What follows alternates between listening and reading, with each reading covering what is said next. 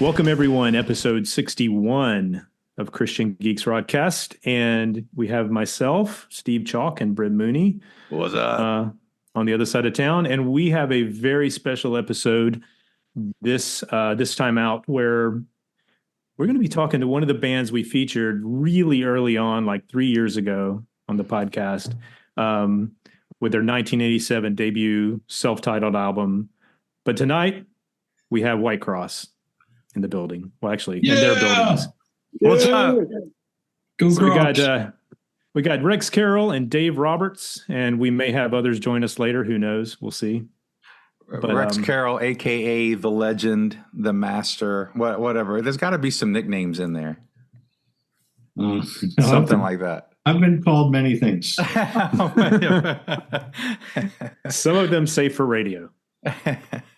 Safe for radio. No, I mean, and I know Britt and I are very similar, and you can tell because I'm wearing the shirt that I received or that I purchased at your 1989 show.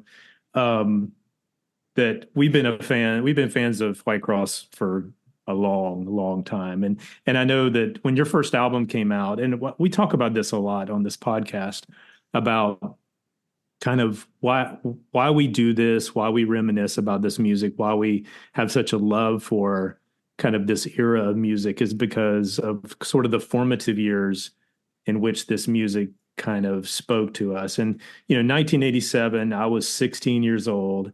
I was, driving for the first time, had my first cassette deck in my car. And it's like, as a Christian in a public school setting, dealing with all the pressures of everything, it was just awesome to have really good music that I could play, that I wasn't ashamed to play. and the people would listen to it and go like, man, what is that? That's amazing. So for that, I've been waiting, 37 years? Thank you. Yeah. Wow. Yeah, man. And for me, I was 14. And so, you do the math there, but that was just when that sort of that hair metal rock, all those bands were starting to hit. And I was really into that stuff. And I was a new Christian, and I went to Atlanta Fest and saw you guys at the Atlanta Motor Speedway or wherever it was.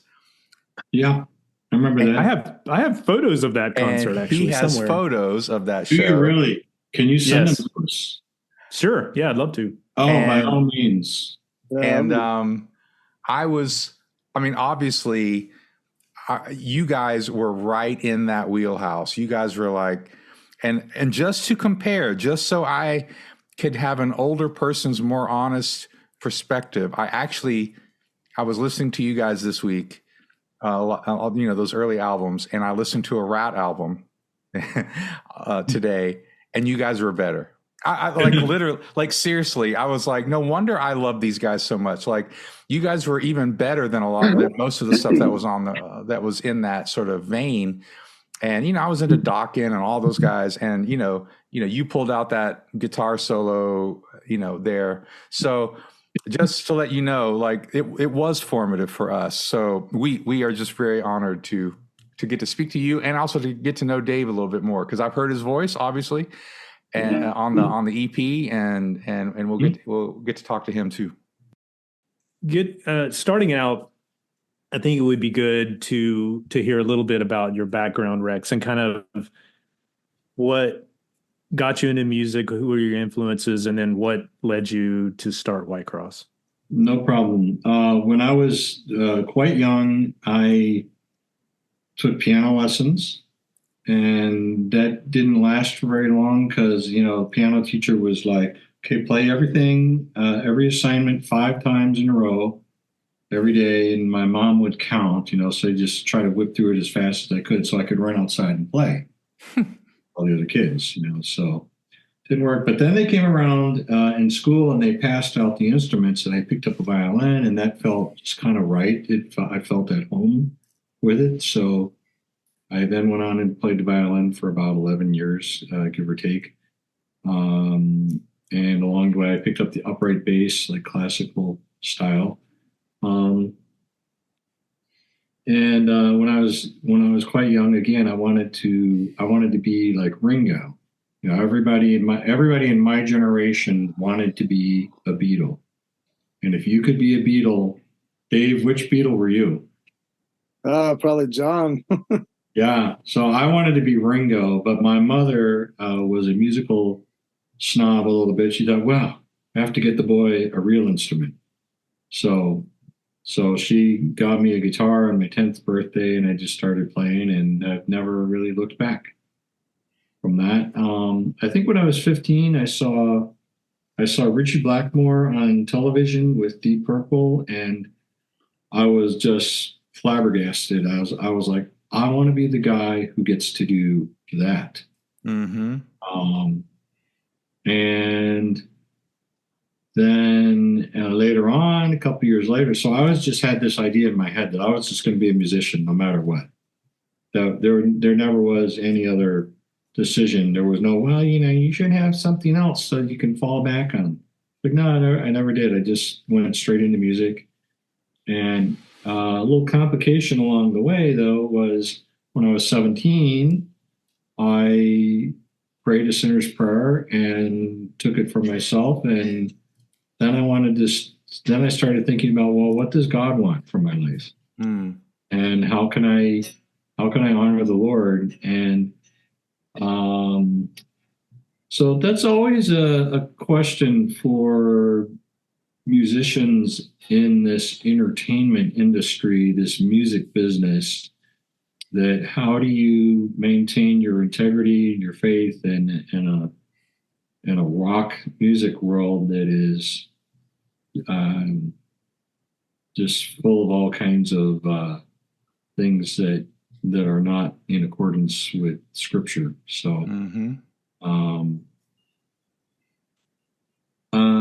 So you just have to have a really good idea about who you are, and you have to be grounded in yourself and your convictions and the things that you want to do, and you have to understand your relationship with the Lord and be solid in that without any hesitation, and then you can confidently go out and do your thing, and you can engage with the world, and you can engage with the mainstream media, but you just have to know who you are and where you're coming from.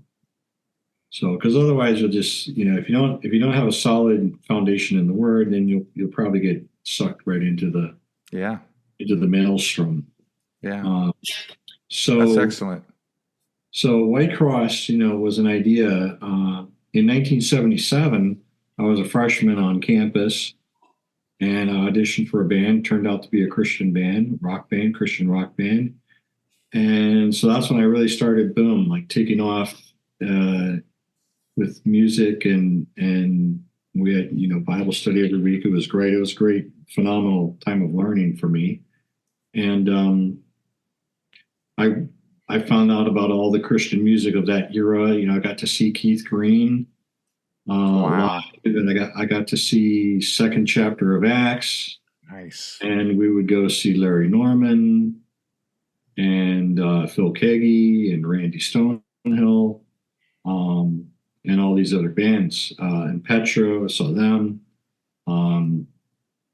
So, you know, I became very well acquainted with the music of the era.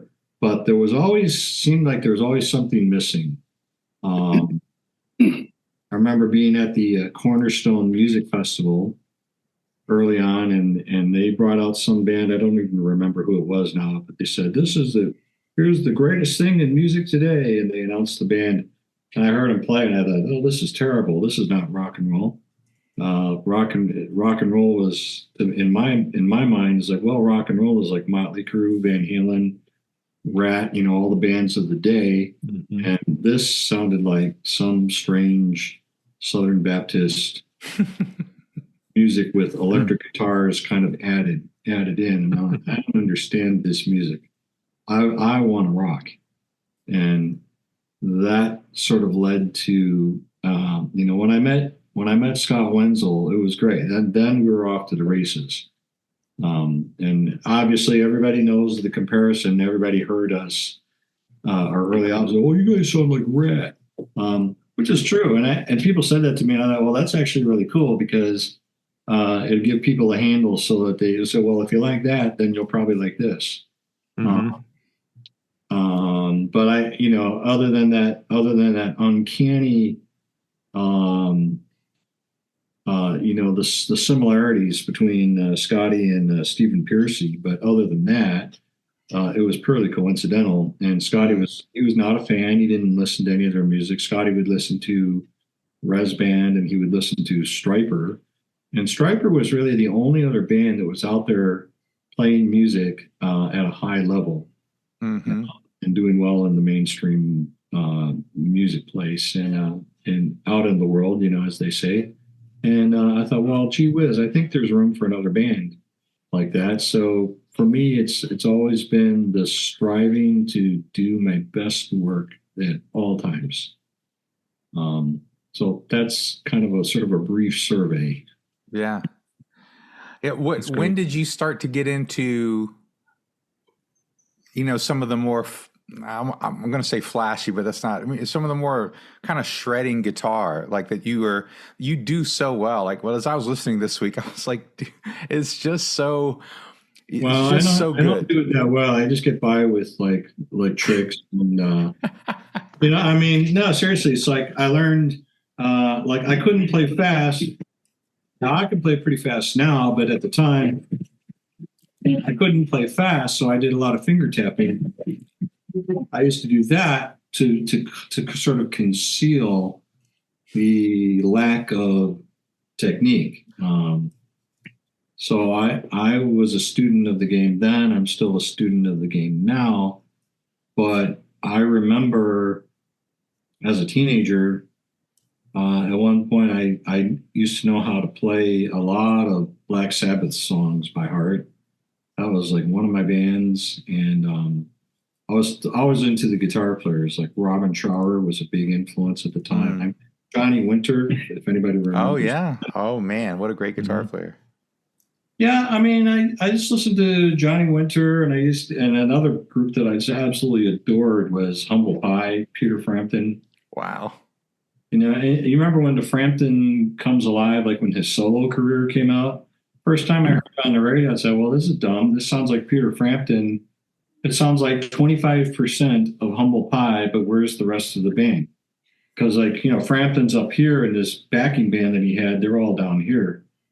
And then that album became like the big hit for him. Mm-hmm. But I was a Humble Pie fan, and of course, Led Zeppelin, of course.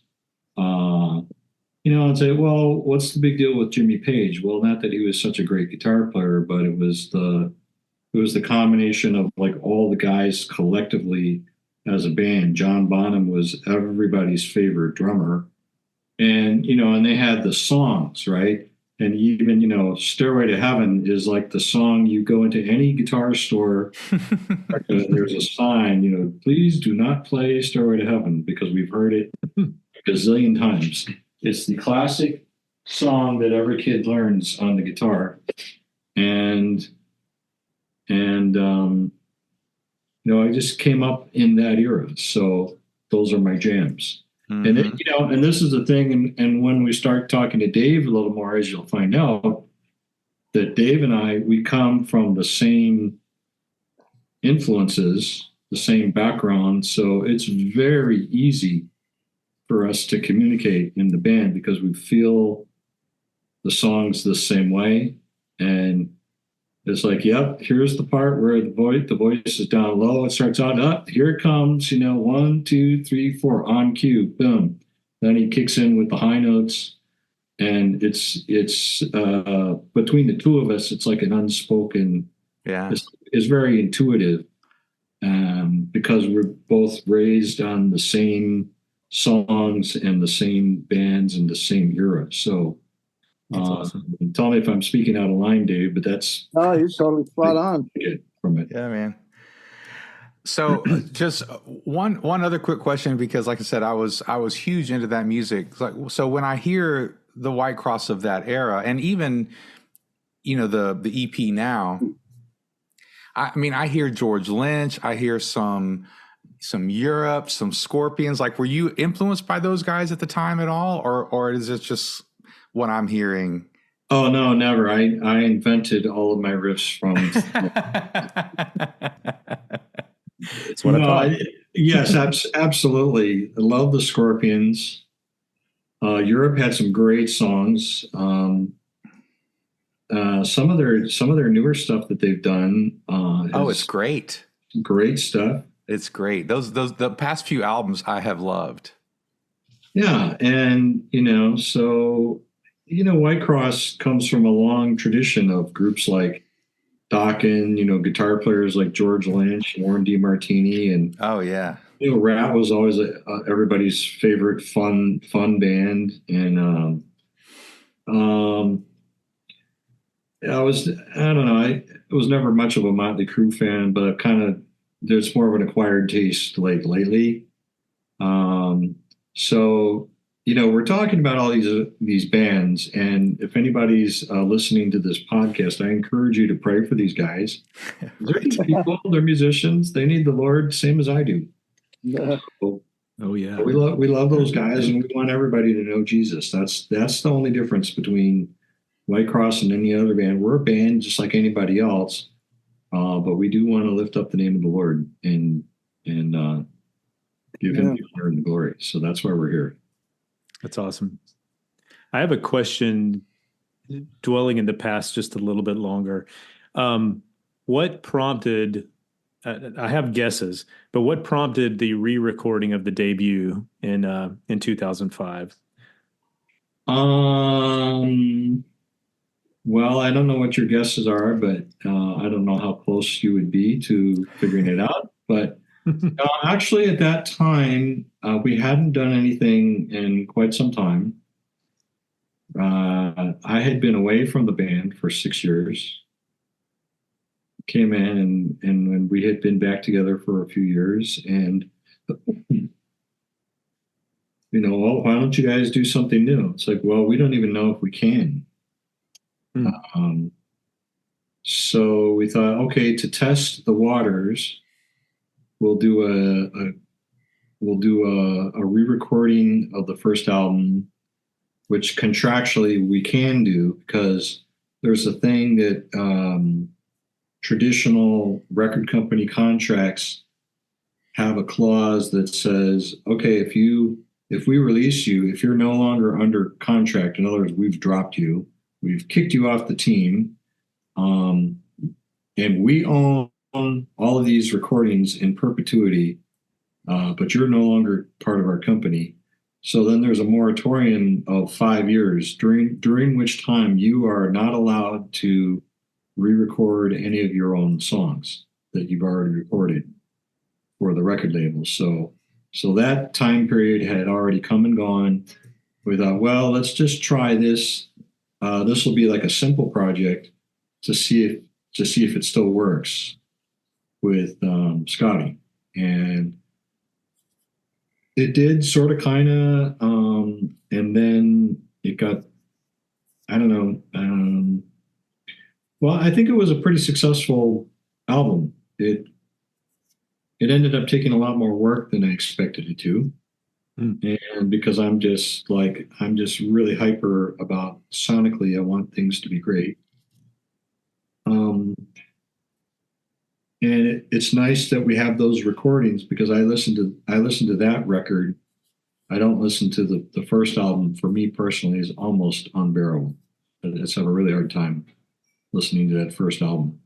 Other than the exuberance and the energy of that, I very quickly I get into like the technical aspects of it. It's like, can't deal with it. Yeah, sonically, that was one of my guesses, was sonically the first album is not great. Yeah, but not great. I didn't care, and honestly, I still don't. I didn't care back then. No. I mean, I still listen to it. I listen to it, and mostly I listen to it because it's nostalgic for me to go back and listen to that album. Well, that was a great album, because there was something in that record that there was no internet back then. It was all word of mouth. basically about a month, about 6 weeks after the album had come out, I get a call from one of the guys at the record company, and he says, "Well, here's what's happening. All of these Christian bookstores and some of the record stores that they actually have access to, any place that has sold one cassette has come back and they've ordered three. Any place that took 2 albums and 3 cassettes has sold out, and they're coming back and they're ordering 15 albums and 10 cassettes." And that happened over and over again all over the country. And then it doubled again, and it was all word of mouth. And then we kind of hit a perfect storm because the album had come out in the spring of 1987. Then we were like a last minute addition to the Cornerstone Music Festival. And we had our album together. We had the band, we showed up, and then we got bumped up into the billing because there was a cancellation. Long story, I'm friends with Gun Kaiser. So they said, well, let's put the Whitecross boys on. So they put us on a advantageous time slot. And people were I remember just looking at the audience, and they were just looking at us. They were stunned. Like there was like these blank expressions on people's faces as if to say, who are these guys? Why have we never heard of them? I've never heard of them. My friends have never heard of them, but we love this, and then it was exploded from that. So it just came out of the gate. The word of mouth was happening on the records. People came to the Cornerstone Festival, and then they all went home, and everybody went home and told their friends about it. And then, that's kind of what launched the band. And then we started getting a lot of calls to play shows. And then Steve Taylor called us. Like, Steve Taylor, it's like, well, I thought that was a joke. Nah, Steve Taylor, it's like he's very different kind of music. Why is he going to call Whitecross? But Steve Taylor. Steve Taylor? Yeah, that's Steve Taylor. That guy. Exactly. And his album that he came out with that year was very deep. It was so deep, it was over the heads of his fans. That was the album that kind of tanked his career, but it launched ours. So there were nights. So it was very, very smart thinking on his end. We had a lot of people coming out to see us, and they would stay for Steve. So that helped to sell the tickets to his tour, and it worked out really great for everybody. Nice. So we got a lot of exposure early on. We got to go out and play the songs live, and it was a special time in life. That's so cool. Here's a question that's very specific to our podcast. All right. Why was Your Mind left off of the re-recording?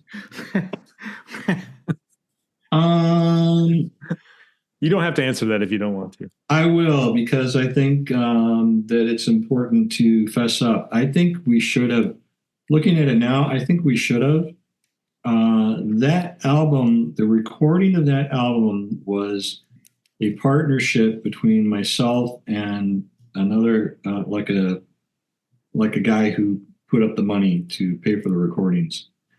And my partner in that venture was he's more of a metalhead, and he's like, no, I don't want any dopey ballads type songs. And looking back at it, and I went along with it, because when you're in the moment, a lot of times things happen very very fast, and you don't have time to think about things. But in retrospect, I think that was a mistake, and it's a good song. People like that song. I know a lot of people have said that is one of their favorite songs from Whitecross, and that's a song that Scotty wrote, and we probably should have done it.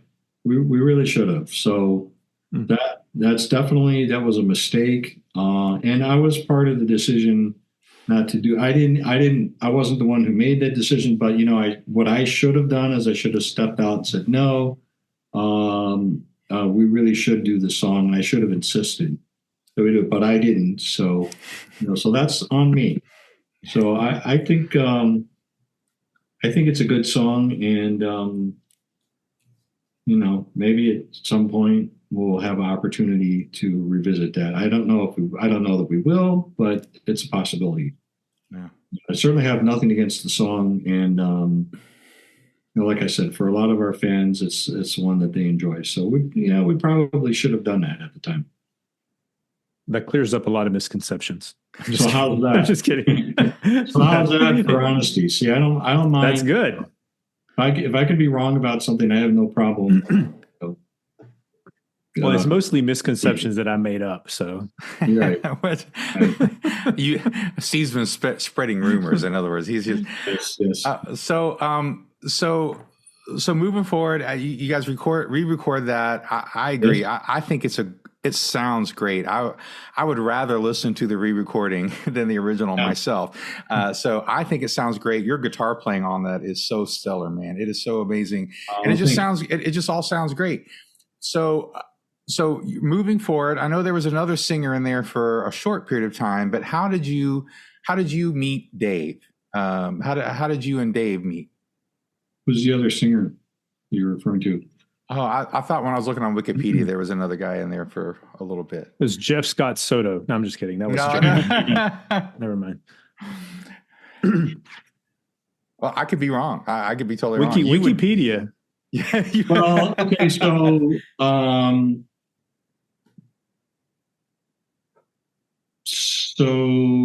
we're Scotty and I parted ways in the late fall of 2018.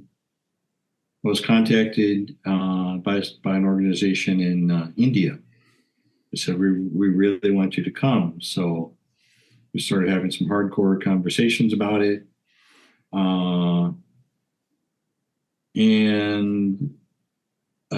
Just what happened is that Scotty said, no, we're not going to do it. I don't think this is a good idea. And the rest of us all disagreed with that. We said, no, this is a great opportunity for the band. And it's very much of an unknown thing. And I looked in the mirror, and as soon as I got the phone call, I looked in the mirror and I said, holy cow, I'm not in shape. I can't do this. I need to get in the gym. Like right now, I called the gym the next day, and I went to the gym every single day from that point until the spring of 2019 when we went over there. Scotty said, no, it's not happening. We said, yes, it is happening. Scotty didn't want to go. And we said, all right, well, so we took Peter Stenlund as the vocalist. Yes. And that's the guy on Wikipedia. Peter's my good friend. Dave knows him. We stayed at his house. We had a tour last year in the fall. Everything was great. And Peter's wonderful. And he's got his own band over there. He's got like 2 or 3 bands of his own, and they're all great over there. So Peter came and sang with us, and that showed us that, we're all kind of more aligned in the same direction. And yet by the same token, we knew, Peter's he lives in Sweden. It's too difficult to try to have him come in. Plus, he's not really like the right kind of voice. Again, we have a lot in common, but whereas, Dave is being from Dallas area and having the same background, and we said, let's try working with Dave for a while. And Dave just came in from day one, and just Dave claims that I put him through a 2-year audition. I don't know, maybe we should true that. I think it just felt that. I think it just felt that way because of the pandemic lockdowns were going on. I don't know if there was a pandemic, but I do know that there was like lockdowns and people were not allowed to do things. So we lost a year of our career because of that. So, just my opinion. But we were trying to do things with Dave all during that time, so it just took a while to get up and running with that. So yeah, so is he still auditioning? Is he in? No. Is he in now? Yeah, he's just kidding. So Dave, let's switch to you. Like, what's some of your background? How did you get into music? Your vocal influences and all that stuff. Well, I had my vocal influences were basically the same. Rex has already addressed them. Zeppelin, Whitesnake, Sammy Hagar, all the great rock and roll bands. I mean, UFO, then Scorpions, Judas Priest, all those guys. A little bit of Ronnie Dio too, a little bit. Yeah, some Dio. I do like some Dio. Yeah.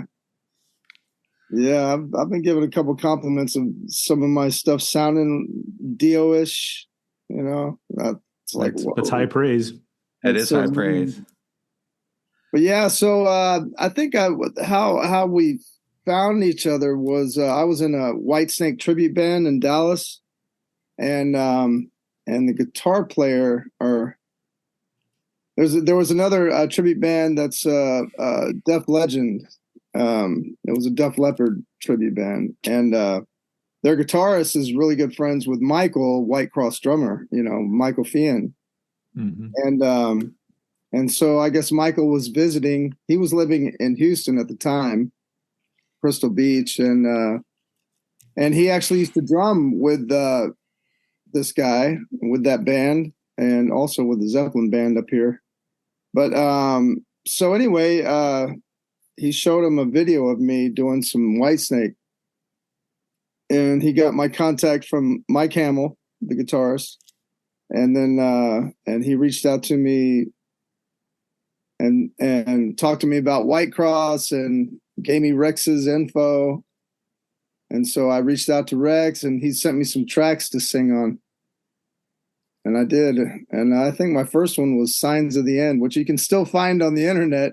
If you Google Whitecross 2.0, it's the only thing that pops up. I might need to. Yeah, I might need to. Can I just say something about that? The version that we have with Dave singing on that song, it sounds so good that in my mind that song is a candidate down the road for maybe we need to have like an all new recording of that song with Dave. Yeah. Because it's so amazing. Yeah, Whitecross 2.0, and you'll see a video, and it'll just show the picture of four of us, and it's just a picture video, and it even says guest singer underneath, under Dave Roberts. It says guest singer. So I wasn't really in the band yet. That was actually my audition tape, one of them. Well, that's the way that you like to put it. But we were kind of in a bit of a panic because, here we are, we've been with Scotty for like 35 years. Yeah. And we were really not sure how to sort of break this to our fan base. Hey right. Guys, there's a new vocalist coming who's onboarding. And furthermore, Scotty is like, he's like one of the main dudes in the band. Oh yeah. Very iconic singer, and trying to show respect and everything else, and try to ease. So that whole Whitecross 2.0 thing, that was with guest singer, we were just trying to ease it in there. Gently break it in for people. It's like, well, it's a guest singer, But that's cool. We knew we weren't going to go. We knew all along we're not going back. Yeah. So I remember seeing this picture that you used for the I guess the still for that video, and I remember the first time I looked at it, I'm like, they got Dee Snider to sing for them. Because that picture is like with the, I don't know, just I want to rock. So Dave, did you know Christian music? Did you know Christian metal? Did you know Whitecross? Did you know all that? No, I'd never heard of Whitecross. The only Christian rock band I'd ever heard of was Stryper, but they were in mainland. But now, I mean, I was still a Christian, and I, did a couple of solo projects that, never did anything. I had one single with this company called what was the name? Inspirational Records out of England.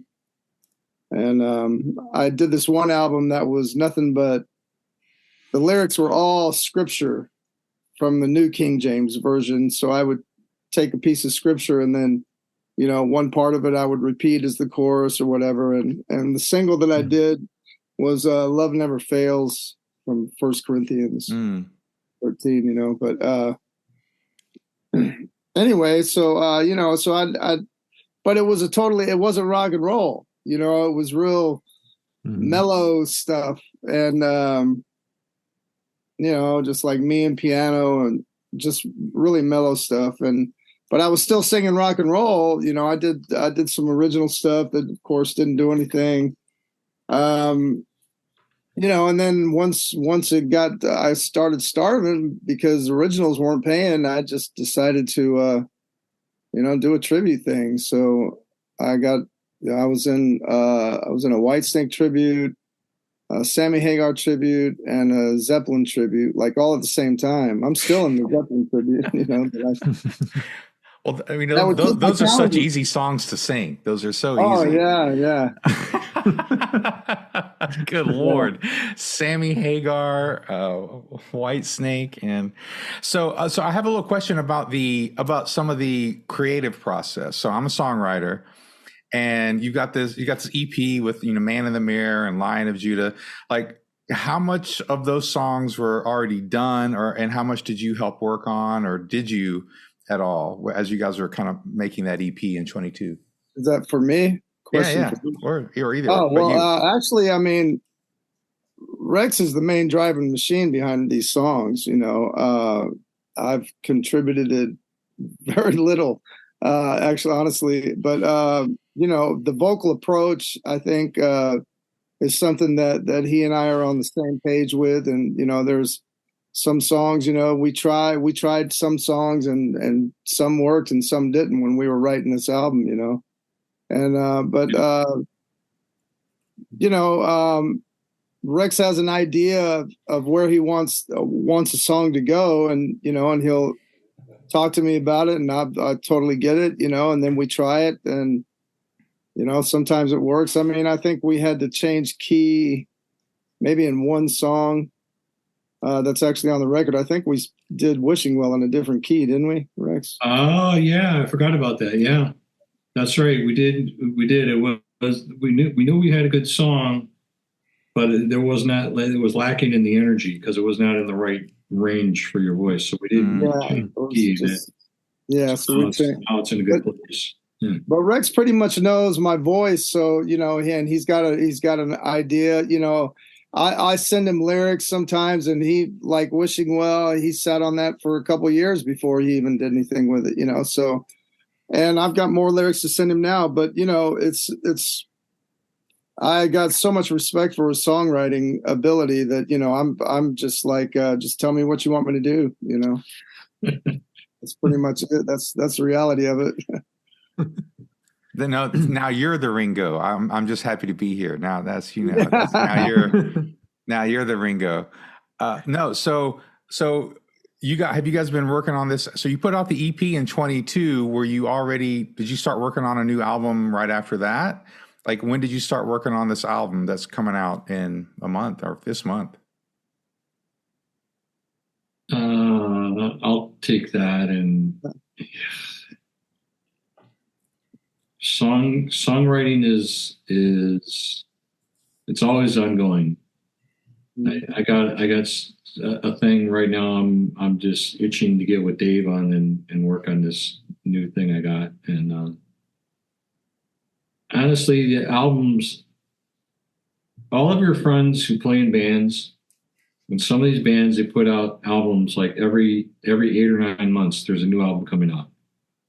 I have no idea how people work that fast. Because in order to have an album come out after 9 months, that means you get about 2 months. You get about 8 weeks to write like 10 new songs.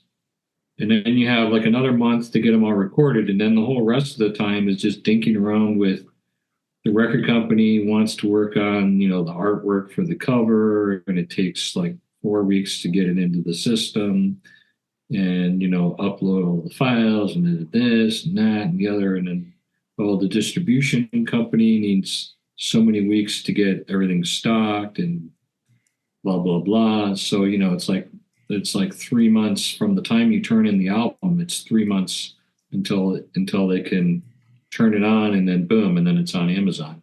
Well, I think Amazon is taking like pre-orders on it right now. Oh, cool.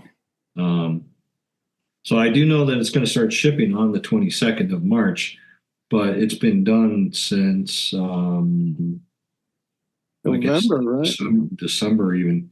Yeah, and then our engineer, long story there, but is brilliant engineer and mastering artist Anthony Fox that turns out was a friend of mine from 40 years ago, and he moved out to LA. We lost contact for a long time, and then we reconnected. And I love Anthony to pieces. He's an amazing engineer. And, then we had help because I was working on the album, but the album was kind of lagging. It really just wasn't happening very fast. So we got some help. Our executive producer came to us and said, what's it going to take to get this thing finished? I said, well, I need some help. Okay, well, who would help you? I said, well, Anthony Fox, but I can't afford him. So our executive producer organized that and made it happen. And, Anthony has worked on Aerosmith, Steven Tyler, just go look at his website, and it's like the list of artists that he's worked on is as long as your arm. So he's really good at what he does. So we have an album now. This Fear No Evil album, sonically, it's amazing. It's the best work that I've ever been a part of.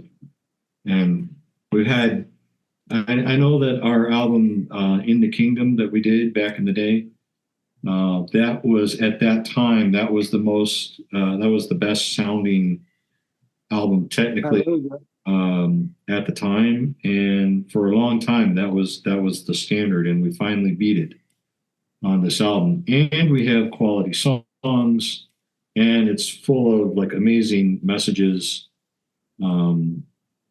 Really good, really love it. And the band is, playing their brains out, and and then you've got, Dave Roberts to sing it. So it's like, life is good.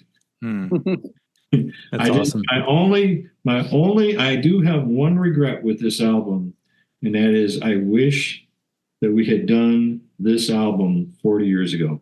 That's all I can say about that. Because then we'd be that much farther along, because it's I can't say enough good things about it. That's awesome. Yes, it is awesome. And praise the Lord. It's a wonderful. In the Kingdom is not on streaming services anywhere, which I find crazy. It's, how do you spell record company? IDIOTS. That's how I spell it. It's crazy because all the other ones are, but anyway, I digress. I know. No, there's a couple albums that aren't on Apple, at least. You know what they do is first they drop you from your contract, then they sell your contract, and then Star Song, the record company, goes out of business entirely. Now you're on EMI. Turns out that EMI is mismanaging everything and running themselves into the ground. They stayed for about 5 years longer than they should because they had the Michael Jackson catalog, but then that finally, wasn't enough to save them. So EMI goes bankrupt. They go out of business. And then it's like, for a while there, it's like, oh, well, who owns our contract? Then I get a statement one day, like a couple years of radio silence. And then out of the blue, I get a thing from Capitol Records. I'm like, what? Capitol Records? They went out of business in like 1980. And they're reformed, and Capitol Records Christian Music Group is back. And so now we're getting royalties from them. Oh, well, you want to like maybe re-release this album? No. It was our most popular selling album. No. Can we license it from you? No. Like, okay, so they're literally inviting us to, I don't know, maybe wow. I don't think we'd go back. It's very tempting to bootleg the album and see if they're even aware they'll. But then there's like algorithms on YouTube that'll flag you and pull your video down if you use any of their music that belongs to them, that they are not going to release in any way, shape, or form, because it's just not good for us. It's a shame. So I don't know. They're so dense and they have rocks in their heads. And if they go out of business again, good riddance. They deserve it. Couldn't happen to a nicer bunch of people. Well, the music business has changed so much since the old days. I mean, it's like, because I've heard other bands talk about it too, and other podcasts and just people we've talked to, because you can literally, the four main members of the band can live in different parts of the country, different parts of the world. And with the technology now, you can put together a really good album.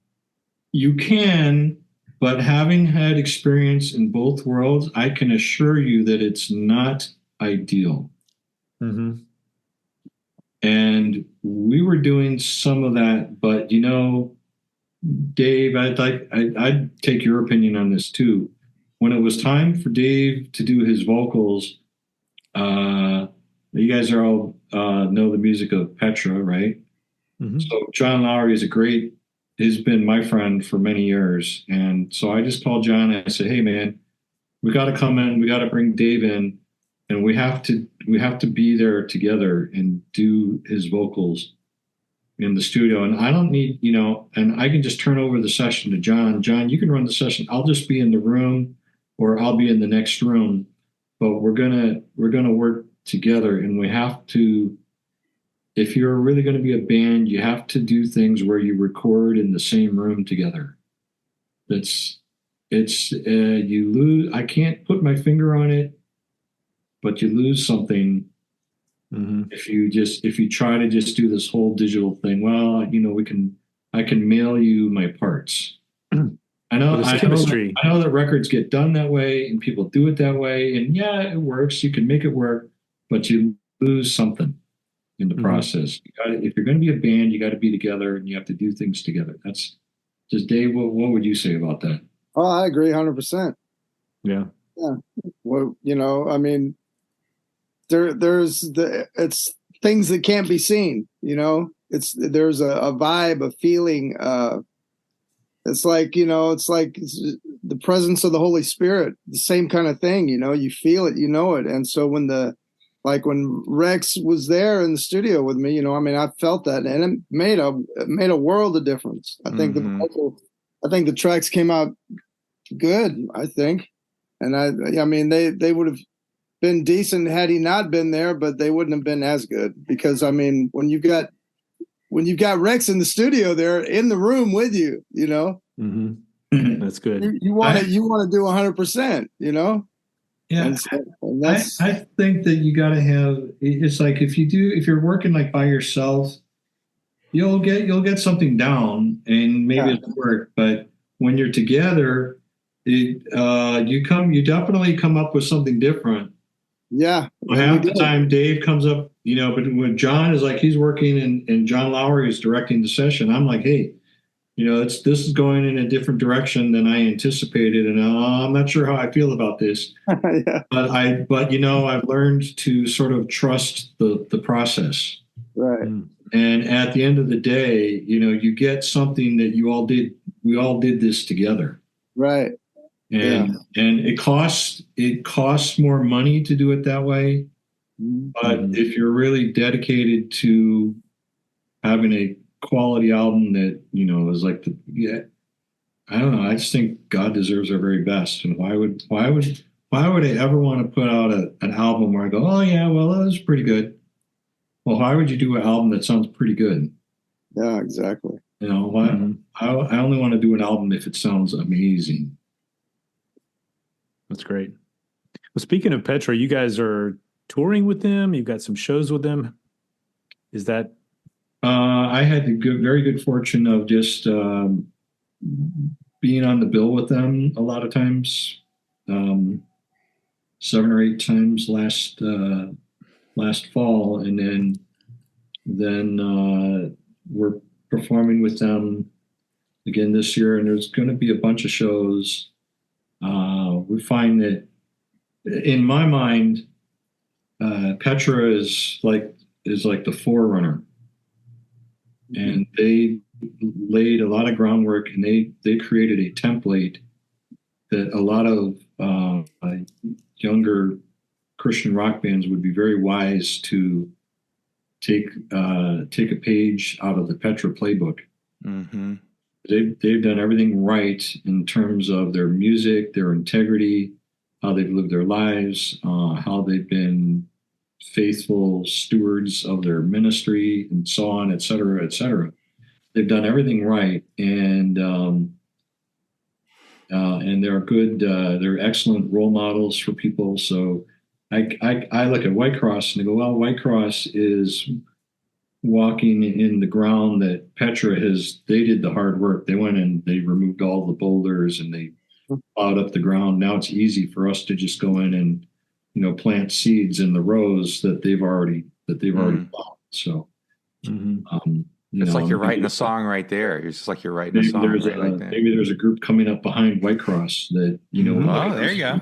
There's been a bunch, but that's really cool. So that leads me to we got the new album coming out, and that's coming out the 22nd. Yes, 22nd, and where that's can going I to be get that out, Dave? I'm looking for that. Whitecrossband.com. I know you can get it there. Tell me that again. I didn't quite catch that. Where did you say we could get it? That's whitecrossband.com. Whitecrossband.com. He even got the announcer voice going on there. Good job. That's Good job. whitecrossband.com. Whitecross. And so are you guys signed to a label now? Are you fully independent? Yeah, I mean, you'll be able to find that stuff on iTunes, all the streaming platforms. You'll be able to buy it and download it. If you want a physical copy, I guess you can get it from Dark Star Records or whitecrossband.com. Whitecrossband.com. Amazon. Well, I know it's on Amazon. Yeah. We always encourage people to spend money with the bands. It's Yes. like streaming is great. Buy a physical copy. Buy it directly from the band if you can. Yeah. So that's our word of advice. Yeah, I have no problem just directly asking our fans to, would you do us a favor and support us by purchasing a CD? Well, I don't need the CD. I have it on my phone. I've got a Spotify playlist on my phone, and you're in there. I can just play your song whenever I want. It's like, well, that's true. So I'm asking you on behalf of the band, would you consider purchasing a CD, a physical copy? It makes a great coaster for your beverage. But other than that, it supports the guys. We get a pretty decent royalty from it, and it really helps us out a long ways. So there's not that many opportunities for the bands to earn money anymore, and it does take. I can tell you right now, we're spending a lot of money on things that people don't see, like there's a lot of promotion stuff that goes on, and it all has to be paid for. So we're doing that. We are incurring the expense to bring you the best of today's Christian music. You sound like me, like 30 years ago on the radio. There you go.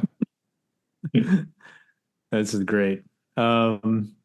Anything else, Britt, for your standpoint? No, man, I really just one last comment just for Dave. Just to let you know, when I heard there's going to be a new singer, I was probably like a lot of fans, and I was skeptical, right? Because, you're like, okay, I mean, because as a former, well, not former, but as a musician myself, someone who was in a lot of bands back in the day, and I pay attention to this stuff. I didn't want a copy, right? I didn't want another Scott Wenzel, right? But you wanted somebody that fit.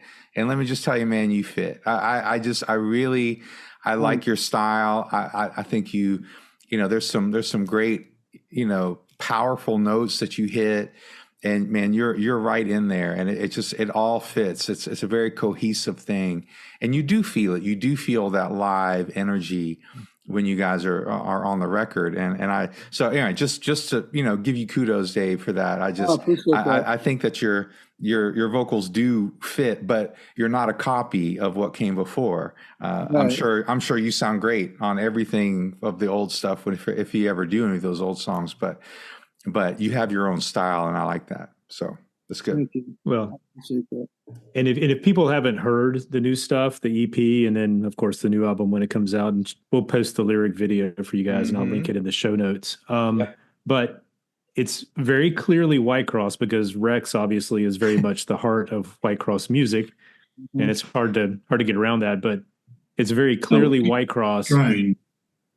But it's like it's a different era, but it's amazing. It's really good. Yeah, it's good. Thank you guys so much, man. Yeah, that's good.